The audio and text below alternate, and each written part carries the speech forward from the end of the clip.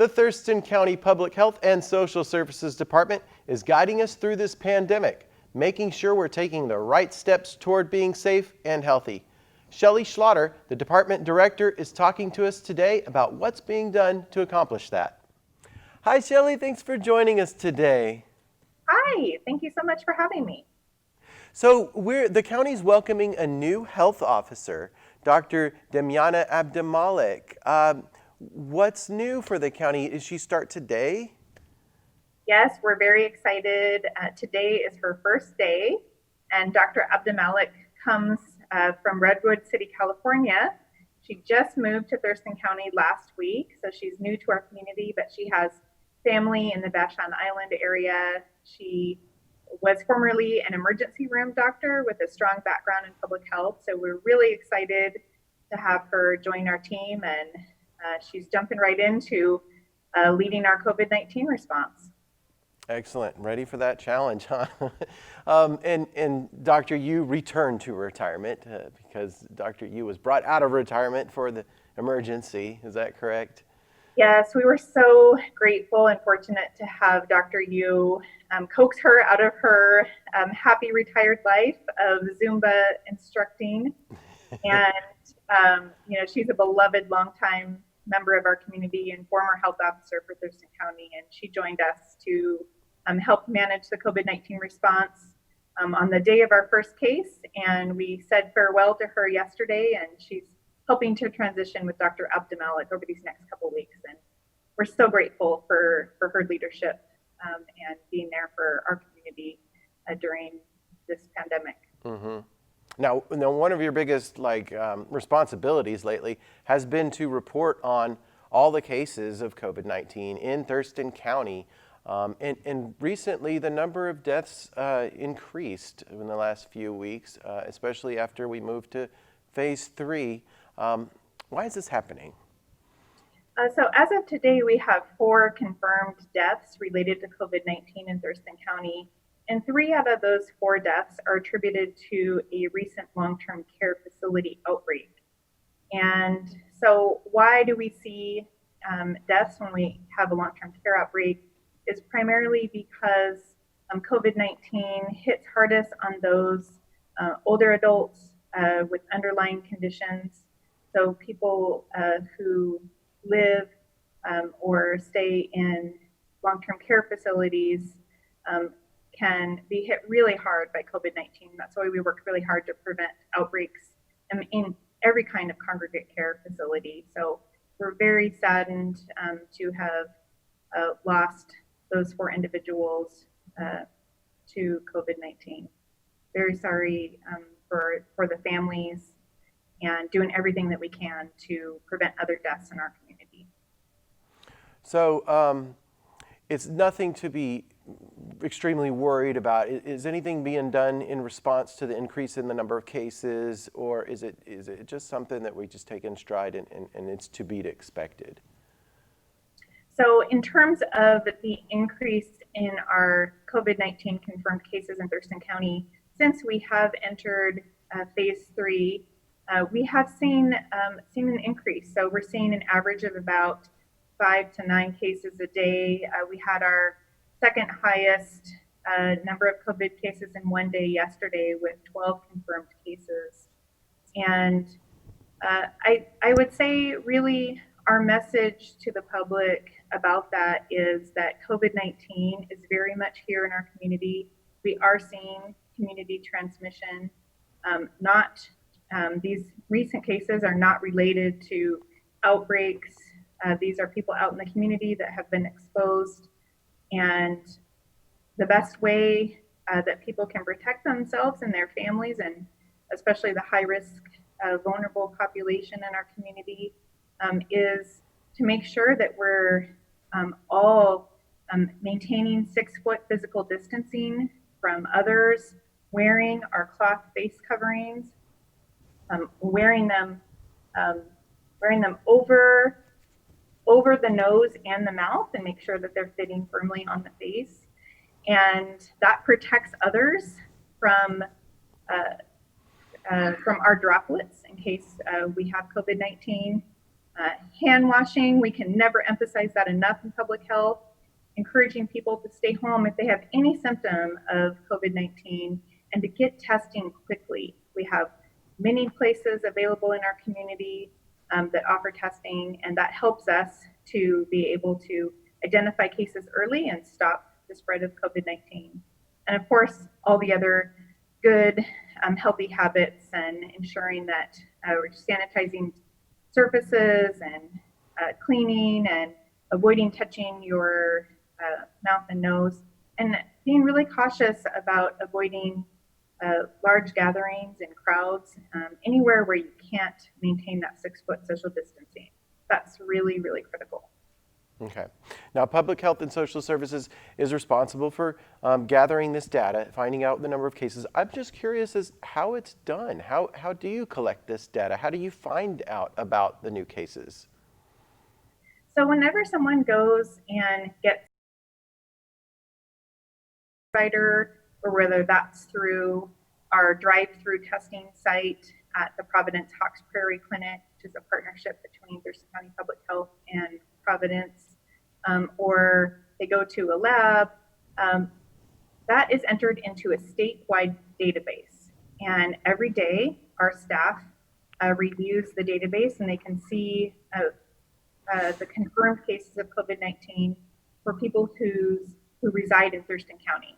And so that immediately triggers an investigation, and one of our disease investigators contacts that person and proceeds to find out who their close contacts are. And the close contact is identified as someone that you have been in less than 6 feet physical distance from for more than 15 minutes. So that's a really key question that we ask, and as well as household members, and then figuring out who might have been exposed to COVID-19. And then our contact tracers contact those people who may have been exposed and advise them to monitor for symptoms and to stay home and self-quarantine and get tested right away if they develop symptoms.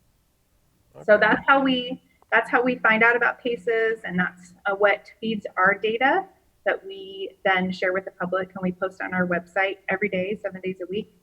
And we collect lots of different types of data. I was also curious, we don't get people's names, obviously, if they have contracted COVID-19.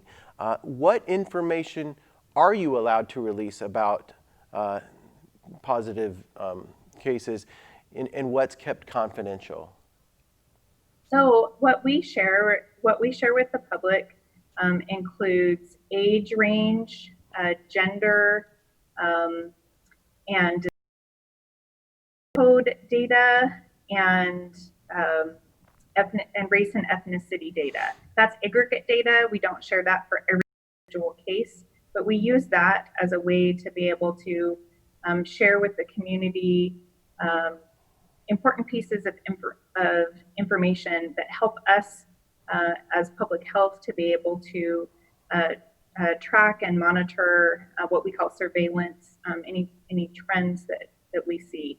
So we are very, very cautious about revealing any data or connecting any potential data sets that might identify someone. So we must abide by state and federal laws, such as HIPAA. A lot of people are familiar with what HIPAA is. And we take that very, very seriously. So people's personal health information and their personal privacy, we absolutely abide by that. And we only share what we feel like, or what our health officer feels, for one, is allowable by law to share, and two, that will help the public to prevent the spread of COVID-19 in our community. So it's really about information that we know the public wants to know, and we make sure that we're protecting and honoring people's privacy and balancing that with information that people want to know. Right. So. Okay, good. Well, okay, we have a face covering directive implemented. What's been done to educate the public on wearing a mask in public? And I know this is statewide now, but what has the county done? Yes, so as you and some of the viewing public may know, that our health officer, Dr. Diana Yu, a former health officer now, originally issued a face covering directive last month. And since that time, Governor Inslee and our state secretary of health has implemented a statewide face covering. And so that supersedes and replaces our local health face covering requirement. And we really want people to know that face coverings are extremely important in protecting others and especially protecting high risk from being exposed to COVID-19. We know that many people are asymptomatic or they're pre-symptomatic, so they may have COVID-19 but not yet be experiencing symptoms. And having that face covering on helps to keep our droplets to ourselves from infecting others. So it doesn't necessarily protect you from getting COVID-19 yourself, but it's a way that we as a community can help others. And so we are very much encourage people to abide by that state law now. Mm-hmm. And also for employers and for businesses, it is a requirement of the Washington State Department of Labor and Industries for all employees in the state of Washington to wear face coverings whenever they may be around another person. So the only time that one wouldn't wear a face covering is when they're completely alone or just with their household members, or if they have a qualifying health reason or exemption to not wear that face covering. Okay. Now, Public Health and Social Services does a lot more than just managing pandemics when they come about. You also have to look out for the public in a lot of different ways, including mental health. Is it more difficult to monitor public mental health during the times of social isolation? One of the issues that really emerged for everyone as all of us experienced the stay home, stay healthy order for the first time in our lives. One of the things that we were really concerned about is social isolation and how that impacts people's mental health. Things like anxiety, depression, suicide. So that is something that we have monitored locally, is seeing if we have noticed an increase in suicides, and we have, unfortunately. Hard to say whether that is attributed to COVID-19 or not, but and that's why, especially right now, even though we are in phase 3 and can resume some of our activities for people in the high risk category, so that includes people with underlying conditions, over age 65, pregnant women, they should continue to stay home and stay healthy as much as possible and just seek out essential services. And that's going to be for the long term, and that's already a population that sometimes struggles with mental health. So really important to reach out to people who are alone in as many different ways as possible, using technology, reaching out, or wearing your face covering and staying 6 feet away, and taking care of our neighbors, taking care of each other, reaching out to our friends and family, and for everyone to seek out if you yourself need help or need resources.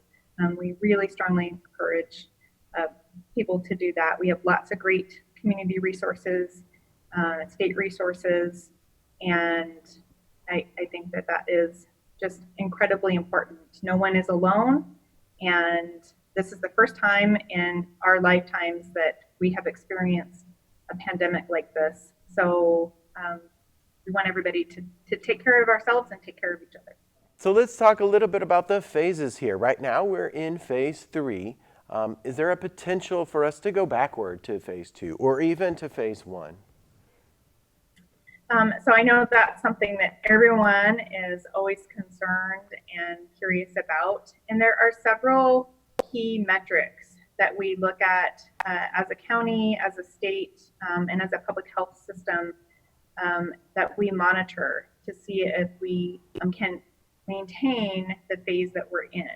So some of those things are our hospital readiness and capacity. So we look at how our healthcare system and hospital system is doing, whether we have enough beds for everyone, not just people with COVID-19. We make sure that we have enough ICU beds and ventilators and enough surge capacity in case we had a sharp increase in COVID-19 cases that resulted in a large number of people needing to be hospitalized. So we look at our healthcare system, make sure that we have enough PPE, that's personal protective equipment. Right now, our supply chain is much improved. So we have good PPE, but that's still something that we take a look at. So that's one metric. Another is the burden of disease, or how many cases that we have per 100,000. So our target is less than 25 cases per 100,000 population. That's kind of a statewide metric. So for us in Thurston County, that's about 74 cases over a 2-week period.